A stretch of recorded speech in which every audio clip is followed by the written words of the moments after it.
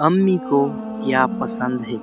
میں 4 سال کے بعد واپس اپنے وطن لوٹ رہا تھا۔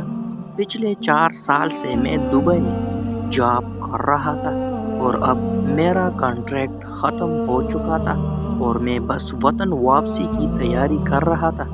ابھی کچھ دیر پہلے ہی میں گھر والوں کے لیے شاپنگ کر کے کمرے میں آیا تھا۔ پچھلے 4 سالوں میں جاب کے علاوہ کچھ چھوٹے موٹے کام کر کے میں نے کچھ پیسے آج کے دن کے لیے ہی جوڑ رکھے تھے کہ جب وطن واپسی جاؤں گا تو گھر والوں کے لیے تحائف لیتا جاؤں گا۔ چھوٹے بھائی کو مہنگے موبائل رکھنے کا بہت شوق تھا، سو اس کے لیے ایک آئی فون لیا تھا۔ چھوٹی بہن بہت عرصے سے ٹیبلٹ کی فرمائش کر رہی تھی، اس کے لیے ایک اچھا سا ٹیبلٹ لیا۔ دوسری 2 بہنوں کے لیے خوبصورت سی گھڑیاں اور کپڑوں کے کچھ جوڑے لیے۔ ابو کے لیے ایک سمارٹ فون اور چند قیمتی پرفیوم لیے۔ لیکن جب امی کے لیے تحفہ لینے کی باری آئی تو میں سوچ میں پڑ گیا کہ امی کو کیا پسند ہے۔ اتنے سالوں میں کبھی امی کو مہنگے کپڑے پہنے نہیں دیکھا، گھڑی کا تو شوق ہی نہیں رکھتی۔ امی چوڑیاں، بالیاں یا انگوٹھی وغیرہ ان سب سے تو جیسے چڑھتی تھی امی کو۔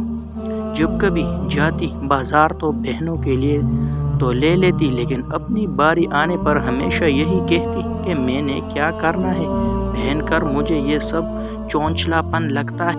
بھائی تم ہی پہنو یہ سب، میں تو اس سب کے بغیر ہی اچھی۔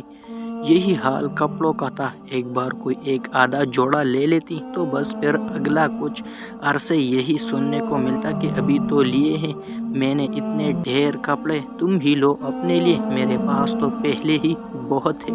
میں سوچ کر تھک گیا، لیکن امی کی کوئی ایسی بات ذہن میں نہ آ سکی کہ جس سے ان کی پسند کا کچھ پتہ لگتا۔ میں ابھی اسی سوچ میں تھا کہ امی کے لیے کیا لوں کہ گھر سے کال آ گئی۔ چھوٹی بہن نے فون کیا تھا، چٹتے ہی کہنے لگی کہ بھائی آپ اتنے عرصے بعد واپس آ رہے ہیں تو آتے وقت میرے لیے دبئی سے ایک اچھا سا ٹیبلٹ ضرور لانا۔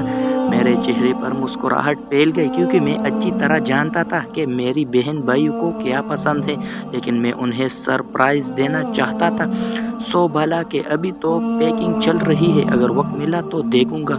باقی بہن بھائی بھی فوراً جمع ہو گئے اور اپنی فرمائشیں کرنے لگے اور میں بس مسکراتا رہا کہ جو کچھ وہ کہہ رہے تھے وہ تو میں لے ہی چکا تھا۔ اچھا امی کہاں ہیں؟ امی سے بات کراؤ میری۔ میں نے امی سے خود ہی ان کی پسند کا پوچھنے کا ارادہ کیا کہ مجھے بہت سوچنے کے بعد بھی امی کی کوئی پسند ذہن میں نہ آ سکی تھی۔ کچھ دیر میں امی آ گئی۔ لائن پر حال احوال کے بعد میں نے پوچھا کہ امی آپ کے لیے کیا لاؤں دبئی سے؟ اپنی پسند کی کوئی چیز بتائیں۔ امی نے کہا او چھوڑو نا ان باتوں کو، یہ بتا کہ کب پہنچ رہا ہے میرا بچہ میرے پاس۔ میں امی کی پسند سننے کا منتظر تھا، نہ جانے کیوں یہ سن کر اچانک میری آنکھوں سے 2 آنسو نکلے اور میرے گالوں پھسلتے چلے گئے۔ میں جان چکا تھا کہ امی کو کیا پسند ہے۔